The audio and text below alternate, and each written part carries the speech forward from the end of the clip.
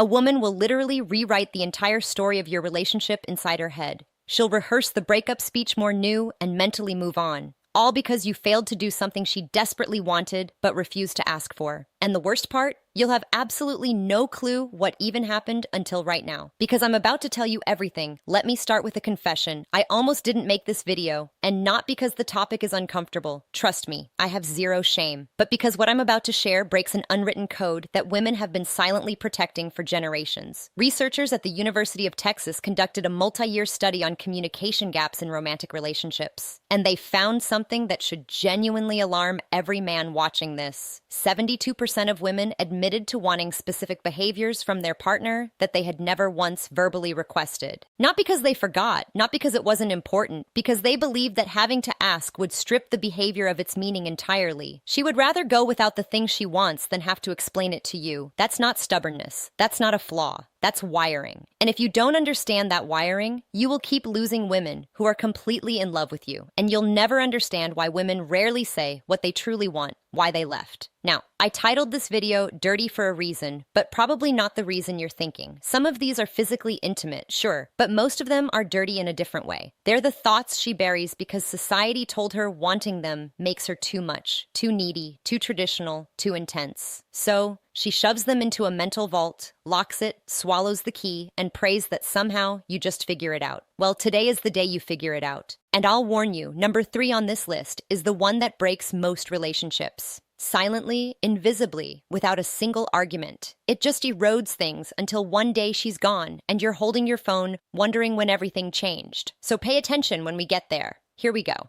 Number 7, interrupt her overthinking with physical certainty. Every woman has a version of this moment. She's spiraling. Maybe it's about work. Maybe it's about something her mother said. Maybe it's about a comment her friend made 3 days ago that she's been mentally dissecting with forensic precision. Her brain is running 17 tabs, and none of them are loading properly. What most men do in the situation is try to fix it. They start troubleshooting. Well, have you tried talking to your boss? Maybe just don't respond to her text. And from a logical standpoint, that makes perfect sense. Problem identified, solution offered, case closed. But here's what she actually wants and what she will chew her own off before requesting. She wants you to walk over without saying a single word, take her face in both hands and kiss her forehead, or pull her against your chest and just hold there. No advice, no commentary, just your physical presence communicating something that words consistently fail to deliver.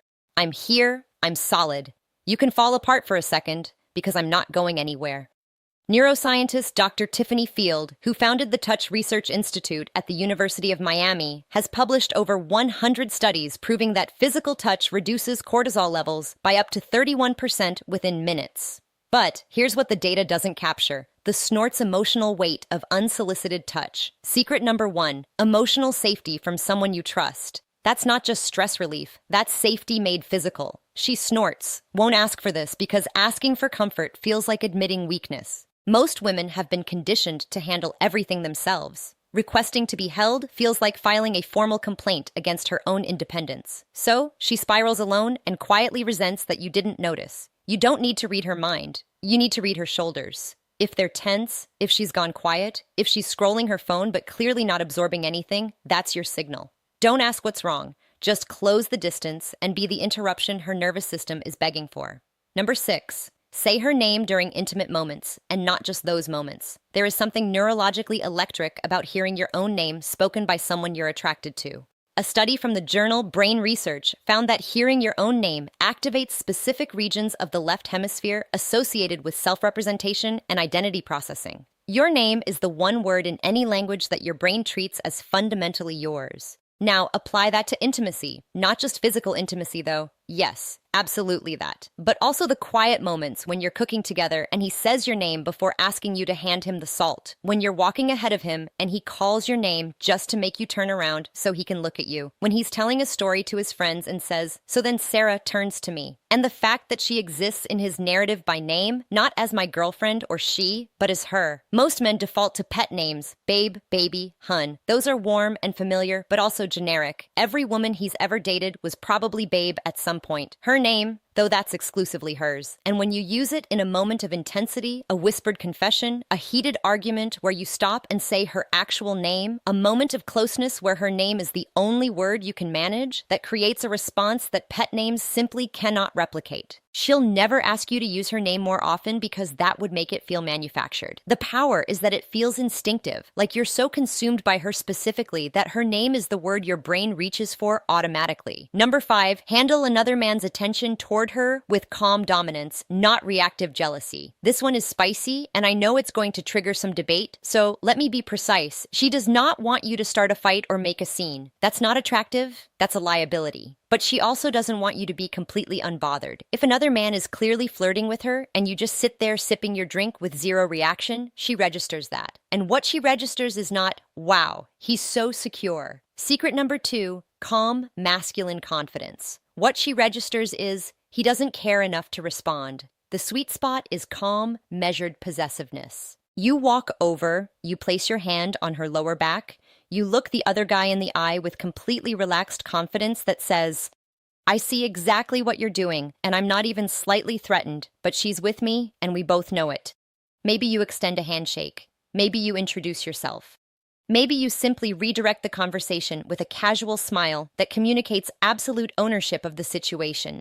Evolutionary psychologist Dr. David Buss found that women consistently rated proportional mate guarding as attractive. The keyword is proportional. Too much and she feels controlled. Too little and she feels unvalued. But that middle ground, where you acknowledge the situation without being destabilized by it, that is profoundly attractive on both a conscious and subconscious level. The dirty part, she might even enjoy the moment a little. Not because she wants to make you jealous, but because your response tells her everything about your confidence, your investment, and your willingness to claim her without caging her. That distinction, claiming versus caging, is where most guys get it catastrophically wrong. Number 4, take something off her plate without announcing it. This is the silent killer of female attraction, and almost nobody is talking about it. The American Psychological Association's 2023 Stress in America survey found that women reported significantly higher levels of chronic stress than men across every measured category: work, family, household management, emotional labor, logistics, scheduling. She is running an invisible project management system in her head at all times, and most of it goes completely unnoticed. She wants you to identify one thing on her mental checklist without her having to delegate it and just handle it quietly, completely without expecting a parade.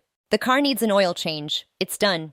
She mentioned the kitchen faucet is dripping, fixed by the time she gets home. She's been stressing about groceries. The fridge is stocked not because she asked, because you paid attention and acted.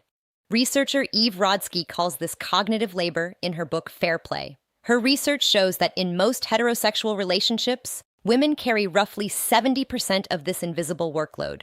And the exhaustion isn't from the tasks themselves, it's from being the only person who remembers that the tasks exist. When a man proactively handles something without being told, it creates a wave of relief and attraction that is almost embarrassingly powerful.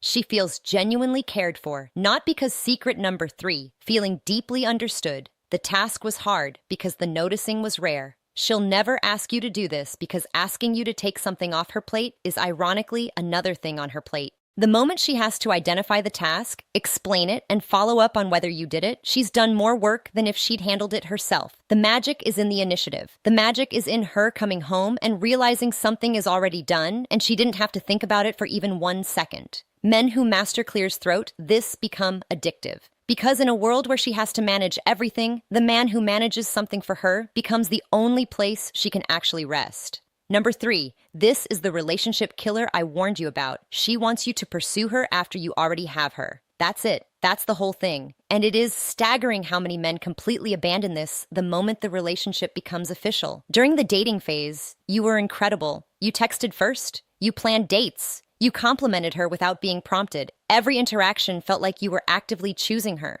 Like being with her was a privilege you didn't take for granted. Then you got comfortable, and comfort is wonderful. But somewhere between comfort and complacency, you stopped doing the things that made her fall for you. Not because you stopped caring, because you assumed the work was done. Dr. John Gottman, whose research has predicted divorce with over 90% accuracy, identifies this as the erosion of turning toward. His data shows that couples who eventually separated had a turning toward rate of only 33%, while couples who stayed together maintained a rate above 80%. She doesn't need grand romantic gestures every week. She needs evidence, consistent, undeniable evidence that you would choose her again today, that if you met her for the first time this afternoon, you'd still pursue her, that she hasn't become furniture in your life. She will never vocalize this because saying, "I need you to pursue me again," feels desperate. So instead, she goes quiet. She pulls back. She starts investing less because you invested less first. And by the time the conversation happens, if it ever does, the distance has already hardened into something much more difficult to reverse. A random Tuesday text that says, "I was just thinking about you and had to tell you," takes 4 seconds to send and can sustain weeks of emotional connection. A secret number 4, consistency over sweet words planned date night. Not because she asked, but because you refuse to stop being the man who plans things, communicates more than 1,000 I love yous on autopilot. The men who keep pursuing their partners long after the chase is over are the men whose partners never stop being in love with them.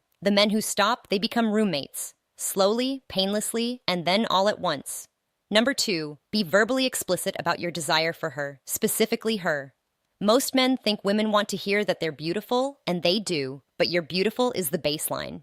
It's the equivalent of tipping 15%. Expected snorts, and it doesn't leave an impression. What she actually wants, what makes her replay your words at 2 a.m. in the morning, is specificity. Not you're beautiful, but the way you tilt your head when you're thinking about something serious makes it physically difficult for me to concentrate. Not, "I'm attracted to you," but "I watched you walk across the room at that party, and I forgot I was mid-conversation with someone." Not, "You look good, but that thing you did with your hair today, I've been distracted since this morning, and it's becoming a problem." The dirty element here is intensity. She wants to feel like your attraction to her is slightly unmanageable. Not in a threatening way, in a way that communicates, "You have disrupted my ability to function normally, and I am not even a little bit sorry about it." That raw, almost confessional quality, where you're not delivering a compliment, but admitting to a condition, that's what makes women feel genuinely desired. She'll never ask for this because you can't request obsession. It has to come from authentic overwhelm. And the beautiful thing is, if you actually feel it, all you have to do is stop censoring yourself. The thoughts are already there. You're just not saying them out loud. Start saying them out loud. Number 1, physically move her. I saved this for last because it's the one that makes women lose their composure fastest, and it's the one men are most hesitant to do.